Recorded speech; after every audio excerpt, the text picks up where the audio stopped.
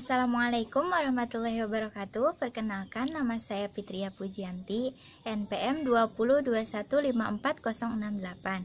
Kali ini saya akan mempresentasikan mengenai dasar-dasar ekologi dan ekosistem. Yang pertama yaitu ruang lingkup dari ekologi. Kata ekologi berasal dari bahasa Yunani, yaitu oikos yang berarti rumah atau tempat untuk hidup, dan logos yang berarti ilmu. Sehingga ekologi dapat diartikan menjadi ilmu yang mempelajari mengenai interaksi antara makhluk hidup maupun interaksi antara makhluk hidup dengan lingkungannya.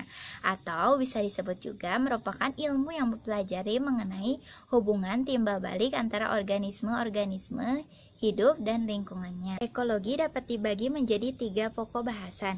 Yang pertama yaitu tingkat-tingkat organisasi seperti ekosistem, komunitas, populasi, dan organisme. Kemudian yang kedua yaitu jenis lingkungan dan habitatnya.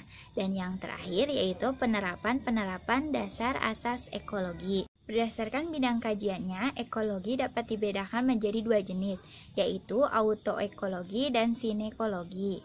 Autoekologi artinya ilmu yang mengkaji mengenai individu, organisme atau spesies terutama secara hidup dan perilaku dalam menyesuaikan diri dengan lingkungannya. Sementara sinekologi mengkaji hubungan antar kumpulan organisme. Misalnya, kajian mengenai distribusi bakau menurut karakteristik abiotik dan pertumbuhan bakau termasuk ke dalam autoekologi.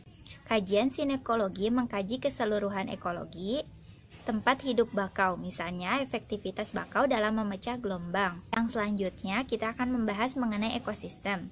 Ekosistem menurut Woodbury 1954 dalam Setiadi 1983, ekosistem yaitu tatanan kesatuan secara kompleks di dalamnya terdapat habitat, tumbuhan, dan binatang yang dipertimbangkan sebagai unit kesatuan secara utuh, sehingga semuanya akan menjadi bagian mata rantai siklus materi dan aliran energi.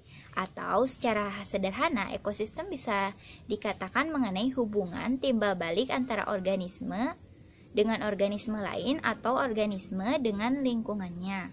Semua ekosistem, baik itu ekosistem daratan atau terestrial dan ekosistem perairan atau akuatik, terdiri atas komponen-komponen yang dapat dikelompokkan berdasarkan segi tropik atau nutrisi dan dari segi struktur dasar ekosistem. Berdasarkan segi struktur dasar, komponen ekosistem terdiri atas 2 jenis. Yang pertama abiotik atau tidak hidup, dan yang kedua yaitu biotik. Berdasarkan segi trofik atau nutrisi, maka komponen biotik ini dibagi lagi menjadi 2. Yang pertama yaitu komponen autotropik. Komponen autotropik yaitu merupakan organisme yang mampu mensintesis atau membuat makanannya sendiri berupa bahan organik yang berasal dari bahan-bahan anorganik dengan bantuan klorofil dan energi utama berupa radiasi matahari. Dan yang kedua yaitu komponen heterotropik, yaitu organisme yang hidupnya selalu memanfaatkan bahan organik sebagai bahan makanannya, sedangkan bahan organik yang dimanfaatkan itu disediakan oleh organisme lain. Berdasarkan fungsi ekologi, ekosistem dibagi menjadi 4 komponen. Yang pertama yaitu produsen, konsumen, pengurai, dan unsur abiotik. Produsen, konsumen, dan pengurai disebut sebagai trifunctional kingdom of nature karena ketiga komponen tersebut dipisahkan berdasarkan tipe nutrisi dan sumber energi yang digunakan.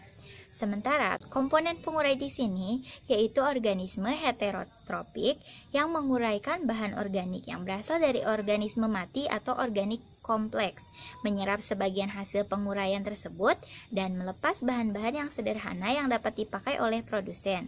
Bakteri dan jamur termasuk ke dalam kelompok ini. Semua ekosistem pada tingkat organisasi yang berbeda memiliki komponen, interaksi antar komponen, dan proses ekosistem yang sama.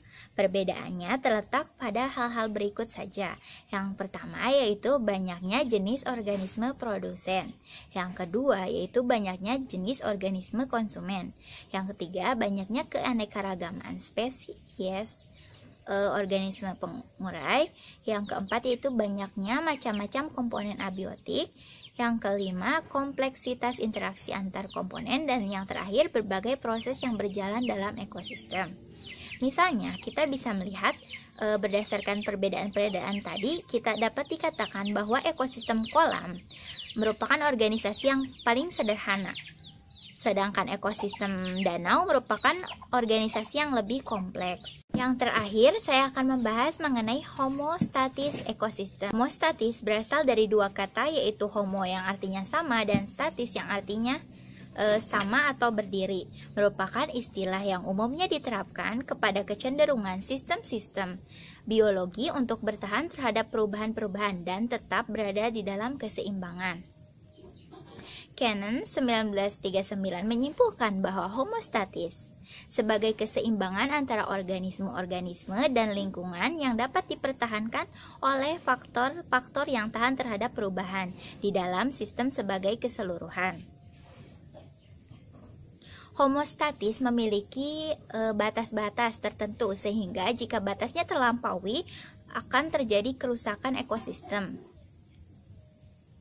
Sebenarnya ekosistem dan organisme di dalamnya memiliki kemampuan alami untuk memulihkan dirinya sendiri. Misalnya, air dalam suatu ekosistem sungai memiliki kemampuan untuk menjernihkan dirinya sendiri atau self-purification. Jika mekanisme ini terganggu dengan penambahan zat beracun dalam jumlah yang signifikan dan melampaui homostatis air sungai, maka kondisi air akan berubah menjadi rusak secara permanen dan tidak bisa untuk menyembuhkan dirinya sendiri atau menjernihkan airnya kembali. Ekosistem tidak selalu stabil. Selain itu, ekosistem bukanlah sesuatu sistem yang tertutup, sehingga gangguan dari luar ekosistem mampu merubah keseimbangan seperti bencana alam, kebakaran hutan, migrasi organisme, dan gangguan-gangguan lainnya. Mungkin itulah pemaparan saya mengenai dasar-dasar ekologi dan ekosistem.